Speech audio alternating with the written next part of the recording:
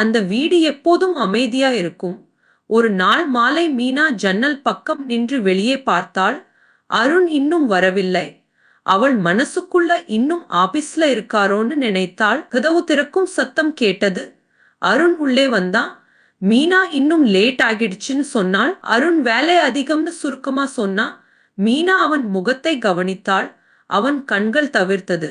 சாப்பிடலாமான்னு அவள் கேட்டாள். பசிக்கலன்னு அவன் சொன்னான். அவன் போன் சத்தமில்லாமல் வைச்சான். மீனா யாரோ மெசேஜ் அனுப்புற மாதிரி இருக்குன்னு மெதுவா சொன்னாள். அருண் இல்லன்னு சொல்லி போனை திருப்பி வைத்தான். அந்த இரவு மீனா தூங்க முடியல. மறுநாள் காலை லதா வந்தாள்.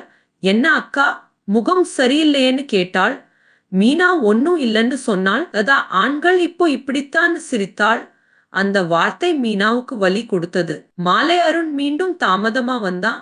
மீனா நான் ஏதாவது தவறா செய்றேனான்னு கேட்டாள். அருண் அப்படியெல்லாம் இல்லைன்னு சொன்னான். ஆனால் அவன் நேராக பார்க்கல. அடுத்த நாள் மீனா அவன் ஜேபில் இன்னொரு சிம் கார்டு பார்த்தாள். அவள் கை நடுங்கின. அவள் அழவில்லை. லதாவிடம் சொன்னாள். லதா நான் முன்னமே சொன்னேனேன்னு சொன்னாள். நாட்கள் போனது. வீட்டில் அமைதி அதிகமாச்சு. பேசும் வார்த்தை குறைந்தது. ஒரு நாள் அருண் மெதுவா சொன்னான், நம்மை யாரோ கவனிக்கிறாங்கன்னு. மீனா என்ன சொல்றீங்கன்னு கேட்டாள். அருண் நீ நம்பணும்னு சொன்னா. மீனா அவன் கண்ணை பார்த்தாள். அவளுக்கு உண்மை புரிந்தது. இருவரும் சேர்ந்து நடிக்க முடிவு பண்ணாங்க. சண்டை போட்ட மாதிரி நடித்தாங்க. லதா அதை கவனிச்சாள். அவள் அடிக்கடி வர ஆரம்பிச்சாள். எல்லாம் சரியில்லையான்னு கேட்டாள். ஒரு நாள் இரவு அருண் வீட்டில் இல்லாத மாதிரி ஏற்பாடு பண்ணாங்க. மீனா அழும் மாதிரி நடித்தாள். லதா உள்ளே வந்தாள். பயப்படாதேன்னு சொன்னாள். அவள் போனில் யாருக்கோ கால் பண்ணினாள். இப்ப நேரம் சரின்னு சொன்னாள். அதே நேரம் லைட் ஆனது. அருண் வெளியே வந்தான். போலீஸ் வந்தது. லதா அதிர்ச்சியில் நின்றாள். அவள் செய்த எல்லாம் வெளிச்சம் வந்தது.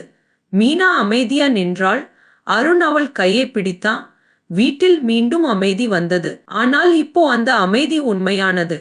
பிறரின் சந்தோஷத்தை சிதைக்க நினைத்த லதா தன் பொறாமையின் வலையில் தானே விழுந்தாள்.